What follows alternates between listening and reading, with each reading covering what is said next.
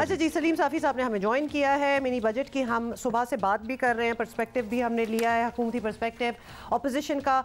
साफ़ी साहब, आपसे तज्जिया लेना चाहते हैं। सबसे पहले तो ये बताएं कि मिनी बजट पर भी हुकूमत ने ये बयानिया इख्तियार कर रखा है कि ये काम करने की वजह गुज़िश्ता हुकूमतें हैं, मतलब हर चीज़ पे यही रीजनिंग होती है। तो ये बयानिया 2011 से चल रहा है। क्या 2022 में तहरीक इंसाफ को इस बयानिए पर अवामी पज़ीराई मिलेगी? मतलब अब अवाम थक नहीं गई है सुन सुन के, तो कुछ स्टांस बदल लेना चाहिए शायद इन्हें।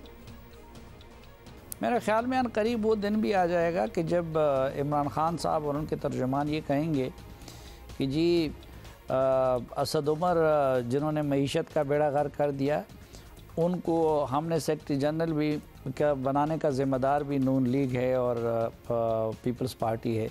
या वो ये भी कह देंगे कि जी खैबर पख्तूनख्वा में GUI की जीत और हमारी हार की ज़िम्मेदार भी नून लीग और पीपल्स पार्टी है। सवाल ये कि ये आखिर कब तक जो है ये यात्रा चलता रहेगा। लेकिन माशी मैदान पे इस हुकूमत ने अपनी नाकामी का एतराफ़ ख़ुद किया है। मसलन जब असद उमर को वज़ारत से हटाया तो इमरान खान साहब ने इस बात पे मोहर तस्दीक लगाई कि उनकी माशी पॉलिसियाँ नाकाम थी। फिर जब उन्होंने हफीज़ शेख को बनाया तो ख़ुद इमरान खान साहब ने उनको हटाकर इस पे मोहर तस्दीक लगा दी कि उनकी माशी पॉलिसियाँ नाकाम थी। फिर जब हमाद अज़हर को बनाया और हटाया तो ख़ुद ही उस पर मोहर तस्दीक सबत कर दी। और हो सकता है किसी वक्त वो शौकत तरीन को भी हटाकर इस पे मोहर तस्दीक सबत कर दे। तो ये कैसे हो सकता है कि आपके नामज़द करदा वज़रा तो की माशी पॉलिसियाँ नाकाम और इमरान खान की पॉलिसियाँ कामयाब? तो माजी की हुकूमतों का भी कुछ हिस्सा होगा, लेकिन हकीकत ये है कि ये जो तबाही है इसका सहरा बहरहाल असद उमर, हमाद अज़हर, हफीज़ शेख, शौकत तरीन और अल्टीमेटली इमरान खान साहब ही के सर जजता है। सो आई गेस हफीज़ शेख साहब को तो सभी को याद है क्यों उठाया था। ये कहा गया था कि महंगाई कंट्रोल नहीं कर पा रहे हैं। खैर, अब साफ़ी साहब अपोजिशन और ख़ास तौर पर मुस्लिम लीग नून की बात करें, इनको बड़ी उम्मीद थी कि मिनी बजट के मामले पर हुकूमती इत्तेहादी को स्टैंड लेंगे, लेकिन अब तक तो ऐसा नहीं हो सका है। तो क्या अपोजिशन को ऐसी उम्मीद रखनी भी चाहिए थी?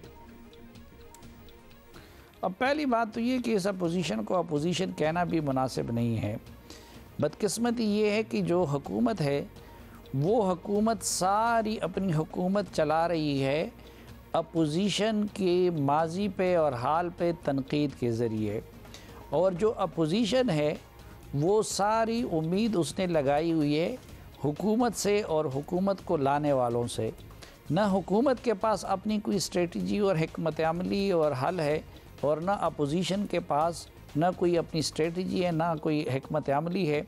वो इस इंतज़ार में बैठी है कि हुकूमत अपने बोझ तले जब दब जाए। अच्छा साफ़ी साहब, ज़रा मूव ऑन करते हैं। अब ऑब्वियसली नया साल जो है वो बिल्कुल ही आ गया है। हुकूमत और अपोजिशन के लिए नए चैलेंजेस भी हैं। तो कहा जाता है कि हुकूमत करना सीख जाए और अपोजिशन करना सीख जाए तो मुल्क में बड़ी बेहतरी इसी सिस्टम में ही आ जाएगी। तो आप इत्तफाक करेंगे कि इस किस्म के कुछ चेंजेस थोड़े से हो जाएँ तो बहुत things can really move in encouraging direction? जी, अगर हुकूमत करना सीख जाए तो यकीनन मसले हल हो सकते हैं, और अगर अपोजिशन करना सीख जाए तो मसले हल हो सकते हैं।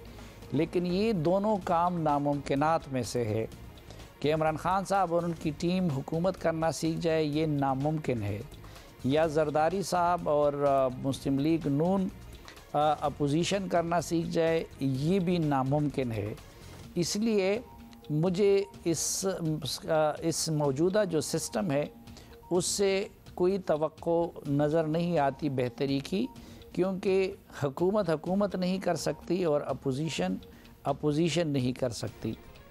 बहुत शुक्रिया आपका साफ़ी साहब, thank you very much for being with us. हुकूमत को तो आपको पता है हदफ तनकीद हम बनाते ही रहते हैं, क्योंकि सर्टनली हम सभी मुश्किल में, लेकिन अपोजिशन ने भी कोई वैसे खास अपोजिशन वाले काम किए नहीं हैं इस सारे टेन्योर में। या देख लें आप, जब इमरान खान साहब के रफ़क़ा ये कहते हैं ना कि अपोजिशन उन्होंने की थी, तो वाकई ये बात दुरुस्त है कि अपोजिशन तो उन्होंने ही की थी। That's true.